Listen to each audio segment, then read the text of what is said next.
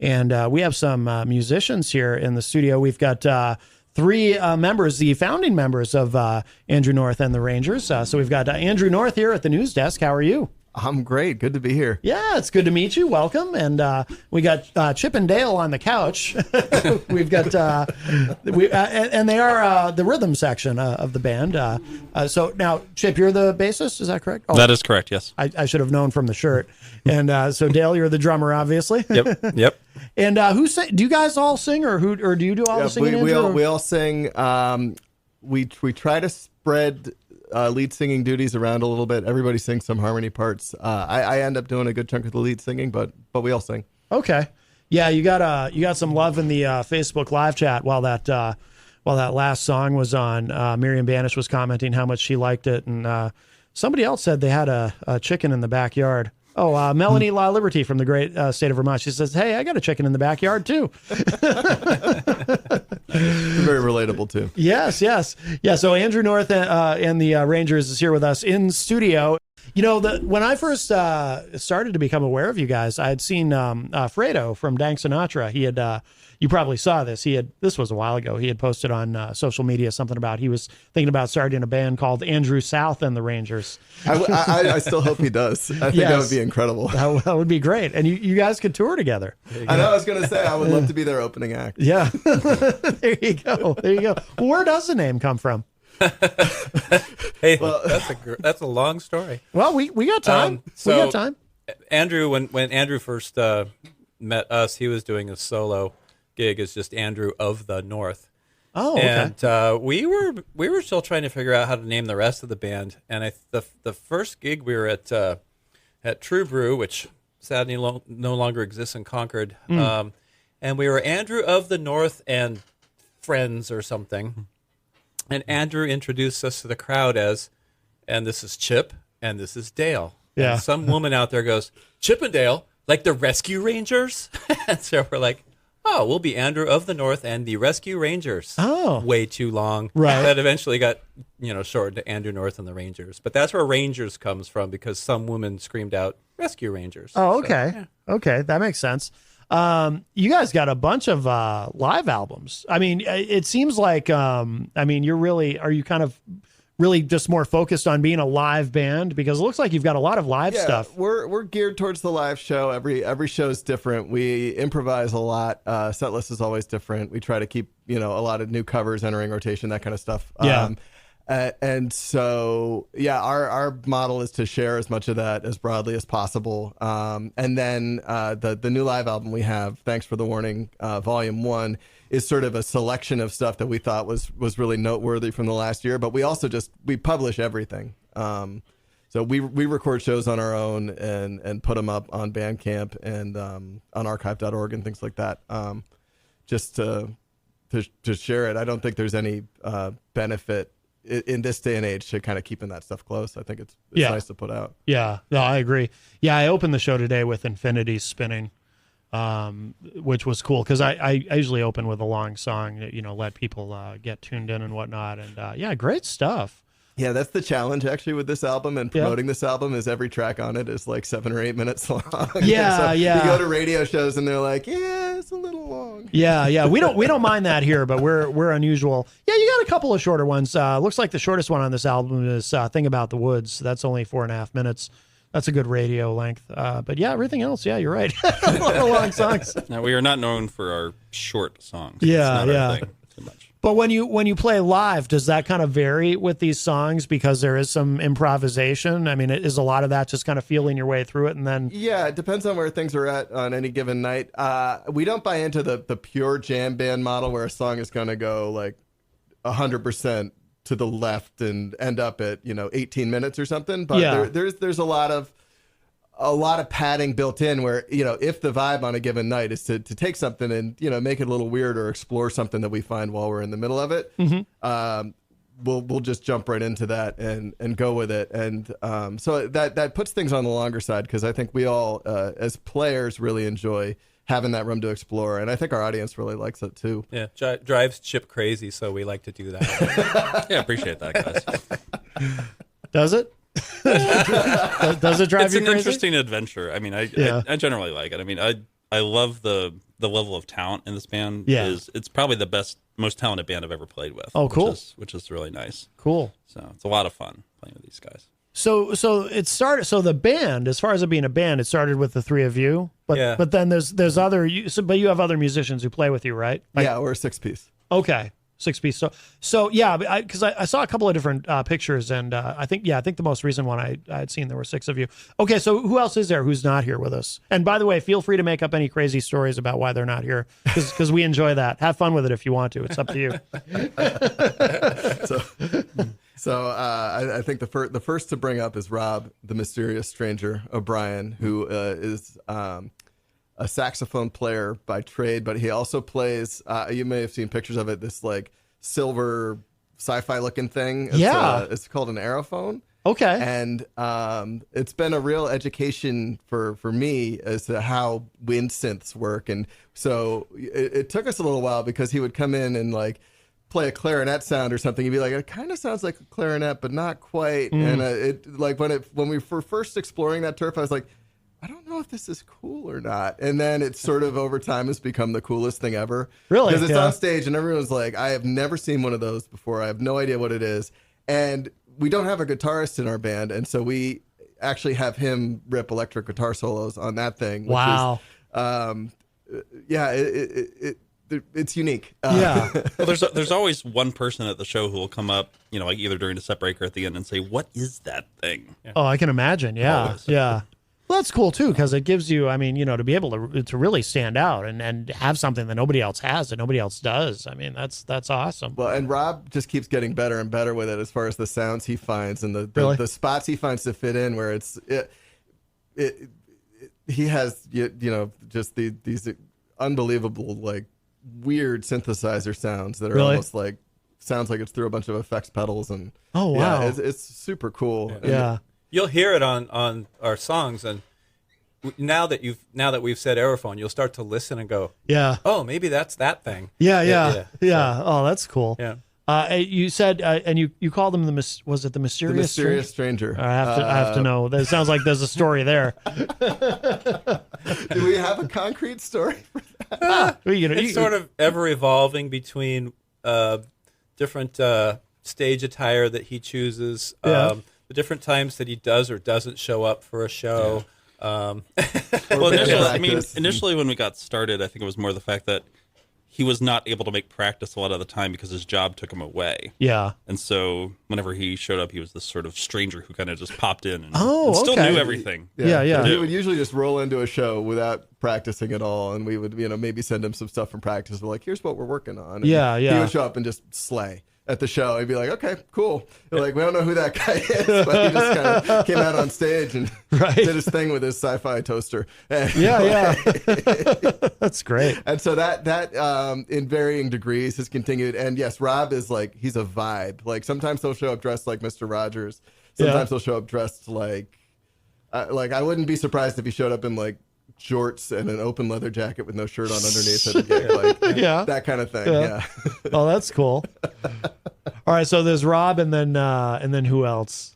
And then Jillian Rourke, who plays baritone saxophone. Okay. And she, like most of us in the band, is a recovering grown-up.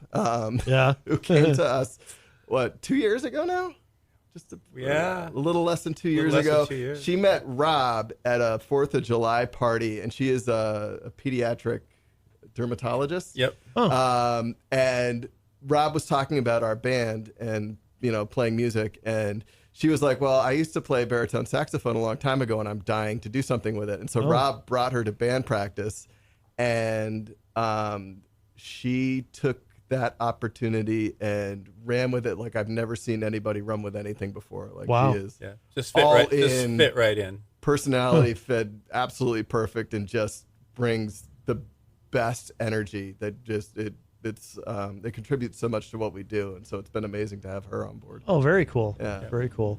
And then we have Randy Honeyman, who plays percussion, and he's in every band in Concord, every single one, which is kind of amazing.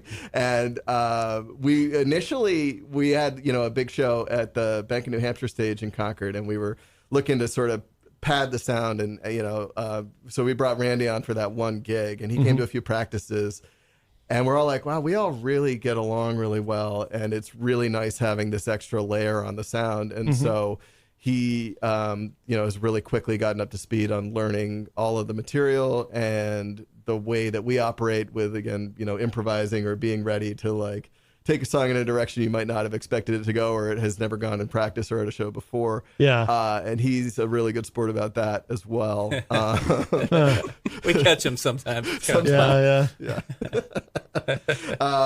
So we've ended up with this group of 6 people who are all very much on the same page. We all get along really well. We're all willing to work really hard at something that is a little bit ridiculous and a lot of fun for us. And I am so grateful for it. It's such a cool thing to be a part of. Yeah. And every time we get buy-in from more people, it blows my mind a little bit, because it started as like my weird little thing, and then I had you guys in on my weird little thing, and now we're like a going concern. And it's really cool. Yeah, that's great. So with a band like this and this kind of configuration, if it be, like you mentioned, Rob he can't necessarily make it to every show. So is that kind of doing the kind of music that you're doing, and with the ability to kind of improvise, does that make it easier to kind of adapt to situations like that? I've always wondered, because, I'm a musician. I've played in a bunch of bands, but I've never played in anything where, you kind of had that flexibility. Maybe if somebody isn't there, that's okay. You can kind of work around it and still have it be really good. Is that kind of the situation with? Yeah, we do that all the time. And we're 80% original. Yeah. So doing that, we can show up with anything from a trio to any of the combination of quads to the full band and put on a good show. Yeah. Chip and I are the only people who've played in every Andrew North and the Rangers show. Yeah. Oh, okay. I missed one. Oh, really? Yeah. In 5 years. Was the other guy? And they won't let me forget it. Was the other guy who does percussion? I forgot his name. I apologize. Was he able to be Randy there? Randy was on there. There you go. There you go. Yeah, there you go. Yeah. Very cool. What about on the live releases? I assume that's the full band. Yeah, that's everybody on the. Some of those live releases on Bandcamp are, but again, by nature of publishing as much as we can, some of those are different configurations. And we've had, we had a night recently where we couldn't have either sax player; they weren't available, so we called in. Do you know Matt the sax? I don't think so. He plays with Super Nothing. He's a great sax player. I think he's going to be playing the national anthem at the the Fisher Cats. the Fisher Cats game coming up soon. I can't remember which one, but I think the 4th of July weekend. He's an amazing player, and he for years he'd come up to me and be like, I want to play a gig with you guys sometime. I was like, here's your gig. And so he came like on extremely short notice and played the gig with us and killed it. And again, by nature of having a lot of improvisation, there's a lot of room to just, here's where we're at tonight. Here's what we've got, and let's do something interesting with it. And it's really a fun place to be as a musician, to have the opportunity to do that. Oh yeah. So you guys probably you sometimes you'll fill a whole night, I would imagine, right? Like you could do like 3 hours or something if. We can do 7 hours. Jeez. Seriously. We got a couple of gigs coming up back to back where we're going to do 2 nights in a row. Yeah. No repeats. Oh, no kidding. Yeah. Wow. That's cool. Yeah. Fun. That's kind of been a goal. I mean, I've been in bands all over the country, and I've never had a band in the 40-something years that I've been playing that could ever do that. Yeah. So it's a fun milestone for me. It's like, whoa, we can play 2 nights and not repeat. That's very cool. Yeah. That's very cool. And you said it's like 80% originals? Yeah. We add as many covers as we can. Those tend to get second place priority in practice, because working on original stuff is really fun. Yeah. So we tend to be a little more motivated towards that. And then the covers, we're always working on sort of a cover that will visit over the course of practice until it's where it needs to be to play out. And so that like those keep accumulating, but the original stuff tends to be where we're motivated to move things along faster. So we're always picking up new songs. What kind of covers do you do? Anything. Well, I think our main influence for covers would be like The Cure and Warren Zevon. Oh yeah, Ben Folds. Oh, we're all fans of those types of bands. Yeah. But we also do, some jazz stuff like, John Scofield, some tunes off of the Go-Go, and things like that. So we try to cover some good range. I mean, that, playing Scofield isn't really going to get you a lot of crowd buy-in, but Yeah, I would imagine there's probably some that you do that the crowd doesn't necessarily even realize that they're covers, right? Yeah, Just a those couple. are, it's nice to have a few of those. Like, you know, and I'm a big fish head, and we do Wolfman's Brother, and like, so for a certain set of people, they're Yeah. like, oh, I know that, you know, okay, got it. Yeah. But like a lot of people are just like, oh, I like that song. Yeah, And, like, so, you know, sometimes you're visiting like little camps of music fans with the way you choose covers. Yeah. And then, you know, we also have a few that are like right down the middle, like we do, you know, Call Me Al, Paul Yeah. Simon. Oh, really? Yeah. And, you know, everybody knows and loves that song to Yeah. death. We'll just do whatever. I mean, Yeah. we got a Weird Al tune on our set That's list true. too. Yeah, we Oh, you do? Weird Al. Oh, I have to know what song. Yoda. Yoda. Oh, really? Yeah. It's almost a 2-for-1 cover because you get the Kinks fans Oh. and the Weird Al fans. That's Yep. true. That's true. Yeah, yeah, yeah. We have Andrew North and the Rangers here with us in studio, but we can play another song. Should we do something from Thanks for the Warning Volume 1? This is the newest one, right? The newest album. Yeah, absolutely. I'll let you pick, but I'm kind of curious to hear something where, okay, so Rob's, what's the name of the instrument again? It's an aerophone. Is there a particular song where the aerophone really stands out? Because now I want to hear something where it's prominent and I can listen for it. I'm trying to think off of this list. No. Yeah.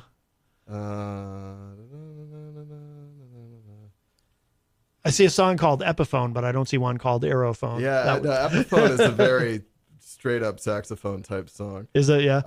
I Want to Be a Ranger is real long, but that has a lot of synthy stuff from the aerophone on it. Yeah. Yeah, we have time. We can play that one. Cool. Yeah. All right. Let's do that. All right. So this is I Want to Be a Ranger. This is from Andrew North and the Rangers. The album is called. Oh, by the way, why is it called Thanks for the Warning Volume 1? We're still figuring that out. The Thanks for the Warning is a reference to, we got a wonderful write-up from Matt Whithouse at the Hippo Yeah. for the studio album we did, and he likened it to, it was like Frank Zappa meets Chicago Transit Authority / something else. What was the third one? Do you remember? Oh gosh. Yeah. But anyways, those two are enough to give you the gist of like what he mentioned, and we're like, oh, that's amazing! Like, we're really proud of that. We made like a Facebook post, you know, with that quote pulled out, and like the first comment immediately was somebody who's like, "Thanks for the warning." Oh, really? I was like, I could see that. Oh, that's funny. But we'll run with that stuff. Yeah. Yeah. So that, Bring it on. That always stuck with us. Yeah. That's cool. All right, here it is. This is this track's called "I Want to Be a Ranger."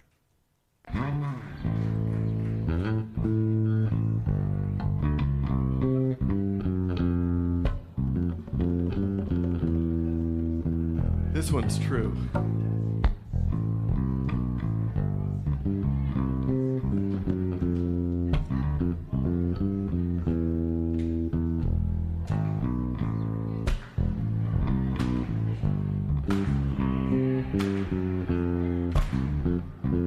Seriously, it's true.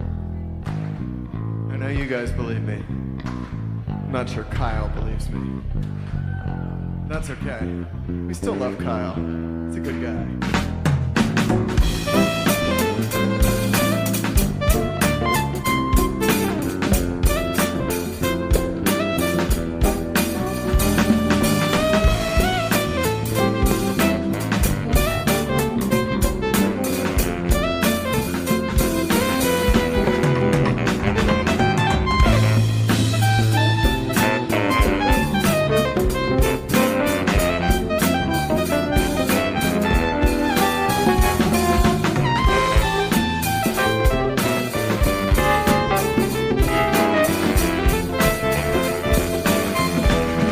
I want to be a ranger, patrol the forest in my truck, them poachers out of luck. I want to be a ranger, I'm lacing skates in MSG, a hat trick if I score 3. I want to be a ranger, an army ranger rough and tough. I don't take no love. I want to be a ranger. I'm old with powers never known. I send Rita Repulsa home. Cause I'm ranging far and wide. Y'all best step aside.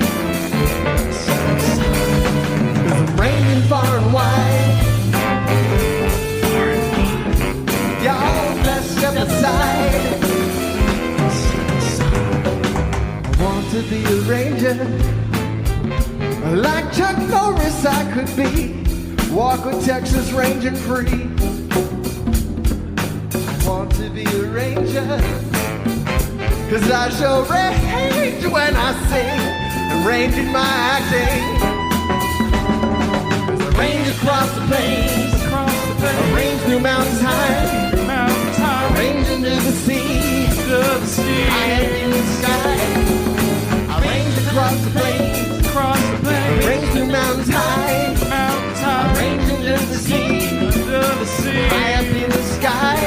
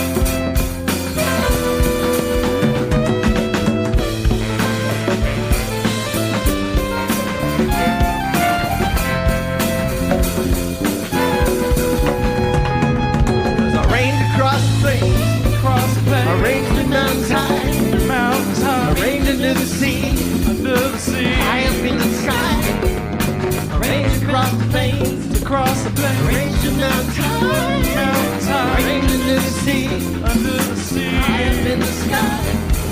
I want to be a ranger. 1, 2, 3, 4.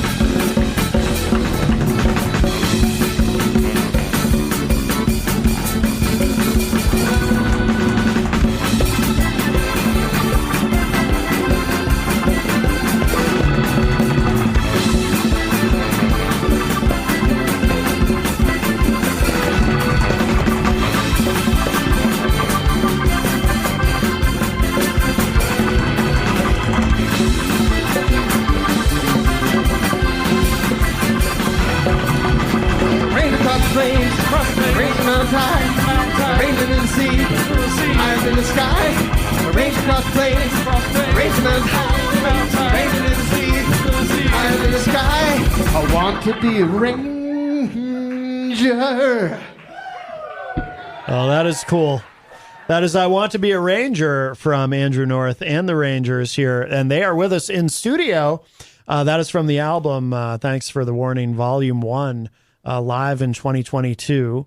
Do you guys, are you guys recording anything this year as far as live albums? Or we're going to sort of see what we end up with at the end of the year. We always get as high quality recordings as we can for everything we play, and then we can sort of assess at the end of the year what we've got and what we want to share as far as at a level of, you know, getting it properly mixed and mastered and putting it out as a compilation album like this. Yeah. So I don't know what we're going to end up with for this year. I hope we end up with something that we can do a volume 2 for 23, but that is yet to be determined. We keep threatening to work on a new studio album, which we need to get going on. Yeah. No, that's we did play. I played earlier in the show one of the studio tracks there. Well, yeah, from Phosphorescent. I can't say that word. Phosphorescent Snack. Is that the only studio album so far? Everything else is live? Yep, that's what we've got so far. Okay, cool. If you're just joining us, we do have Andrew North and the Rangers here, or half the band, the founding members here in studio with us. We have, of course, Andrew North and Chip and Dale are with us. What is the songwriting process like? Because and again, I've never played in a band where there's some improvisation and whatnot. I mean, when you guys, who writes the songs? Do you guys write together, or do you come up with individual ideas? Or we've worked just about every possible way that you can approach that, and we're always open to approaching it in whatever way is gonna work in any particular time. So there's a little bit of improvisation to that aspect too. Yeah. I just write a lot by nature, so I bring a lot of stuff to the band, and at the level of, all right, here's how I play it by myself on piano and sort of what I'm going for, and then everybody else in the band takes that and runs with it, and we end up where we end up. So I'll never come in and be like, and the bass part should go right, like it, I mostly I'll come with it and be like, all right, here's what I've got as far as, words and chord changes. And usually it's in a state where it's going to end up fairly close to where I started from. Not always. Yeah. And that's been a really rewarding process. It's really good practice for me, letting go of being a control freak about some of that stuff. It's great practice. We also do write as a group. Some of our favorite stuff has been stuff that we all wrote together. Like Mary's Chicken Thigh Money was this weird shambly process of things that came out of band practice, inside jokes, and then all of a sudden it turns into a song. And Chip writes as well. I'm always hoping that everyone else will write. Dale, I'm still waiting for your song. Hey, I've done some lyrics. Our policy is to always have sort of a yes policy. Like when people bring songs or covers they want to do or things like that, it's always like, yes, we'll try it. It may not stick, and it may be something we try and we're like, yeah, that didn't really get to where we wanted it to be. But we're always willing to try things, and I think that's really important in a band, to give everybody space to express themselves and to use, to have it be the same creative outlet that I'm lucky enough to have it be, where I'm like, I wrote a bunch of songs and here they are, and now we play them all. And to me, that's the coolest thing ever. And I hope that the band can serve that function for everybody. Right. We have a call. Somebody wants to talk to you. Hey, this is Rob. This is the guy that plays that aerophone you were talking about a while ago. Rob, I heard about you. I heard you're very mysterious. I tend to be. That's why I'm not there in person. I usually don't show my face unless I'm at a performance in full costume. But right. I just wanted to thank you, since I couldn't be there personally, for bringing us on the show and sharing our music with the area. Oh, happy to do it. I really like what you guys are doing, and fascinated to learn about the aerophone. Am I saying that right? Aerophone? Yeah, you can search for it online. It's going to bring you to some sketchy, North Korean website, but if you can get through all of the spam filters, you'll find some documentation on it. I gotcha. Is that how you bought your aerophone? You bought it from North Korea? Is that even legal? I thought it was passed down through the generations. It's legal if you're in North Korea. Right. I understand. So you went to North Korea to get... I mean, you're mysterious, so you can make up whatever story about it you want. So you went to North Korea to get the aerophone? Is that correct? It's a rolling product. It's really fun. It's what kind of got me re-energized back into music after I found these guys. So no kidding. My little toy that keeps things interesting. Yeah. No, that's very cool. Yeah, I don't know if you were listening. I don't know if you've been listening from the beginning, but yeah, I was asking these guys for a song where you can really kind of hear the aerophone, and yeah, it's fascinating. I'm going to have to, because obviously there's some live videos too, right, on YouTube? Oh yeah. I'm going to have to look up some of those and watch some of those, and I want to see the aerophone in action. That's pretty cool. Oh, you'll see some stuff. I got that impression. Yeah. Rob is the man. But anyway, action. Thanks again. I'll let you guys continue listening from afar. All right. Appreciate it. All right, Rob. Thank you for the call. Appreciate it. Bye-bye. Bye now. All right. Very good. So when you write something and you bring it to the band, and like you said, you don't try to control what everyone does in terms of their parts, but do you ever find that what you had in mind or how you heard it in your head, what it comes out as, ends up being just wildly different from what you had envisioned? Always, to a matter of degree. It always ends up different from where I thought it might have been going. And sometimes it does end up extremely different.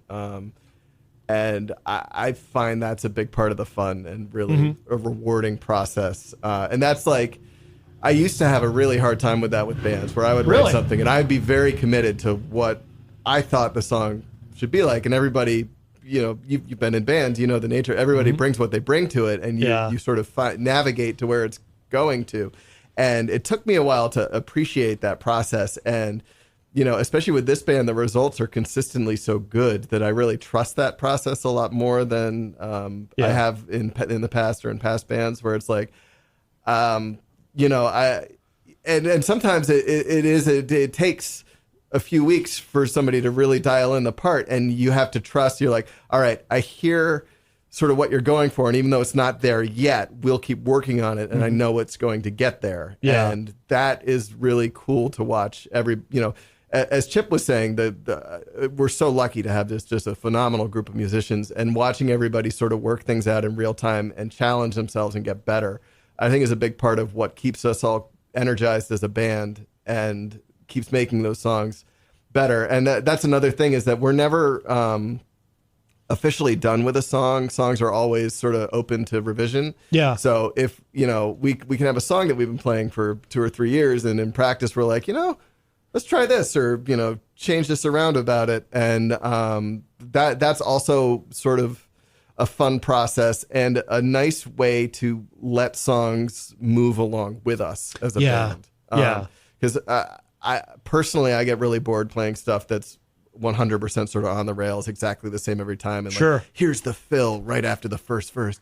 It's always the exact same notes, and that's not how my brain works. So I'm really glad I've found a group of other musicians who are willing to put up with that. Yeah, we're all off the rails too. So. There you go. Well, it's like we were talking off air while that song was playing. I Want to Be a Ranger. You guys were talking about how there's there's 3 different possible endings for that song, right? Yeah. And it kind of depends on that happens once a show. sirens every day. I never know when in the show it's going to happen, but it happens every I was really show. looking forward to it. Yeah, so yeah. I'm glad it delivered. yes. But yeah, I mean that I would imagine that helps, kind of keep it fresh and exciting when it's, when the songs kind of change and evolve over time. And are there a lot of songs that go back to when you like pre-band, pre-meeting these guys when you were doing the solo thing? A couple of those tunes go way back. Epiphone on the album goes back to I want to say 2004 or 5. And I actually didn't write that one. A bandmate of mine named Jeff Rhodes, who's a guitarist, wrote that one. And I always liked it so much that we've kept it going, almost 20 years later now, which is crazy. Yeah. And then Electrostatic Chills, which tends to be the song that we put at the end of every show. Which again, we improvise a lot, but we also play the same song at the end of every show. Oh. I'm not sure exactly why, but it's fun. Yeah. I wrote that one. That was a really early one when in college I would go down to like the basement in the music department and just like hang out in the piano room, just noodling around for hours at a time because I didn't know what else to do with my time. Yeah. And I was starting to write, and I wrote that song in that stretch, which was almost 20 years ago. It might have been 03 or 04, and it's really cool to let a song like that keep going. I played that in my college band and my band for a couple of years after college, and so to be able to still be doing it and to have added so much to it in that we have new vocal parts that we've worked up over time, and having saxophone parts that are really specific in it, and there's sort of little things that line up with the lyrics that have evolved over time is really cool to have sort of a song that is almost old enough to drink. Keeps getting stuff added to it. Right. Yeah. And we were also, I think this was just off air we were talking, but it's interesting to me. Dale, you were saying that live you're playing electronic drums. Yep. And it's remarkable how good they sound. Like, I even asked you at one point during that song, I said, so this is all electronic, but that's pretty amazing. Yeah, it's funny because people a lot of times will play in front of audience where we've got audience members that have not seen us play yet. Yeah. And I can see on their face, especially if they're old school or if they're drummers, they'll look and go, electronic set. Then by the end of the first set, they're coming up to me like, oh my, I cannot believe that's an electronic set, Yeah, So then I'm explaining about all the new Roland technology, and they're just so into it because it's amazing how the new technology sounds. So. Yeah. Roland sends Dale a check every month. They do. Yes. There you go. One of the great things about an electronic drum kit is that you can actually pick different sounds for different songs. Yeah. Which is one of the, it's a lot of different variety there. And the other awesome thing about it is we can control our own sound level from stage. Right. So we can play indoor in breweries or small venues. That's true. Everything goes through the board, no amps on stage, because that's usually dictated by how loud the drummer is. Yeah. And so we're literally mixing everything through the monitors first and then out to the mains, and whatever level the venue wants, we can do. That's a big And advantage. we get a lot of compliments. Oh, we can listen to you guys and still talk. This is awesome. Right. Yeah. No, that's very cool. Chip, as the bass player, were you skeptical at all at first with about the electronic drums, or? Well, it was a little bit getting used to because I hadn't played with anybody who had played electronic drums before. Although, I mean, Dale and I had played together some at one of the open mics up in Concord before we actually ended up in this band together. Oh, okay. So, I mean, I knew he was talented, and I knew, we clicked very well. Yeah. And so it was interesting seeing that, and I mean, I got used to it pretty quickly. It was fine. Yeah. Cool. It was a lot of fun. Yeah. No, it is amazing how far the technology has come. What is the gigging schedule like? Are you guys, do you play out a lot pretty consistently, or? Yeah, we've got as Dale said, we've got back-to-backs coming up next week on Thursday and Friday. So Thursday the 22nd, we're at Panucci's up in Concord. It's going to be a really fun show. And then on the 23rd, on the Friday, it's the Market Days Festival in Concord next week, which is kind of a festival of everything. Oh yeah. And it is like the Concord music scene's time to shine. So we always really look forward to it. And if folks don't know, the Bicentennial Square stage by the coffee shop there, Brothers Cortado, that stage in there is like New Hampshire Band Central, and you can just post up and hang out there all day and see so much incredible music. So we're playing on that stage on Friday at 6:30, which we're really looking forward to. We did that last year on the Saturday night, and it was such a good time. Yeah. And then let's see, 2 weeks after that, on Saturday, July 1st, we're at Feathered Friend in Concord. 1 week. And is that 1 week after? Okay, I can't tell time. Is that new, Feathered Friend? Feathered Friend, they're pretty new. They've been around for a little more than a year. But in that time, they've gone from like little startup brewery to like, music, all right, now we took over the back parking lot and we're going to have music back there even though there's no shade and it's 1,000,000 degrees and whatever. They've built this crazy stage and patio setup and like sound system. It's really cool. It's awesome. And we played there a couple times last year, and this year they've upped their game. Really, I've seen a couple shows there, and it's really stoked to get back there. They're really committed to doing like a live music thing there. Yeah. And their beer is really good too. So recommend stopping by that one. Where in Concord is that? It's in the South End. It's on South Main Street. Kind of by Vinny's Pizza. Oh, yep. And I grew up in Concord, so I know that area well. What's the date on the Henniker concert series? Is that the 11th? It's the 11th. Yeah, Tuesday, July 11th, we're playing in Henniker for their summer concert series. Okay. And then on July 15th, we're playing at Litherman's Limited in Concord. Another brewery gig. And they usually put us outside on their patio, which is another actually surprisingly lovely parking lot. Yeah. And so we play there a couple times a year as well, and we always really look forward to it. So summer tends to be pretty busy for us. Yeah.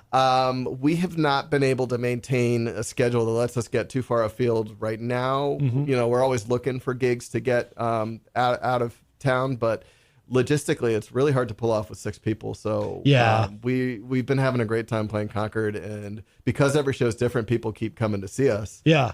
So it actually works out pretty well for us to be able to just play a lot and have people get to know our music better and get to know our weird sense of humor and our inside jokes. And so it kind of builds on itself in a really nice way. And so it's always the more people we can bring in, the better. Yeah. That's excellent.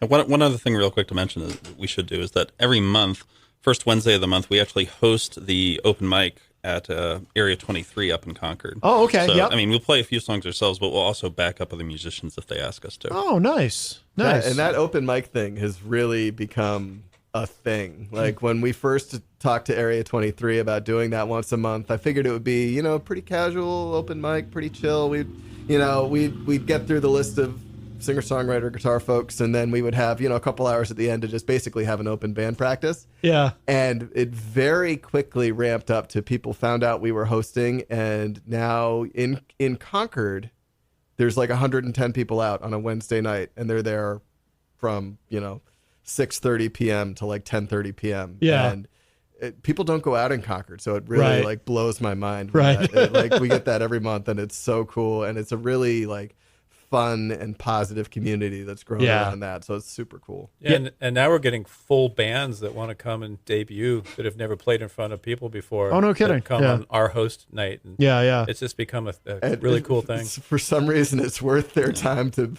drive. Like we had a guy drive from Maine last time to play with his band there, and we're like, I know it sucks, but you get 3 songs, and that's it. And like they're all super stoked on it. So wow, cool. It's really cool. And I learn about a ton of bands and musicians through that. And seeing people come out of the woodwork and just blow my mind with how talented they are is amazing. Yeah, Area 23 seems to have really caught on. Kirk was on my show. He's never been on this iteration of the show. He was on the old version of the show that I had when I did the TV show. But it seems like they're really thriving, which is good to see. Yeah. Good to see.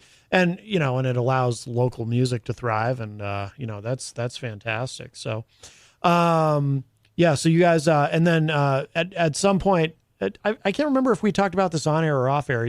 At some point, you might do another studio album. Yeah, we're always working on it. We have more songs than we know what to do with for that context. And what's really nice is that with the electronic drums and all that, it's actually really easy to self-record without a lot of bleed or things like that. So Phosphorescent Snack, we did, the basic tracking on our own.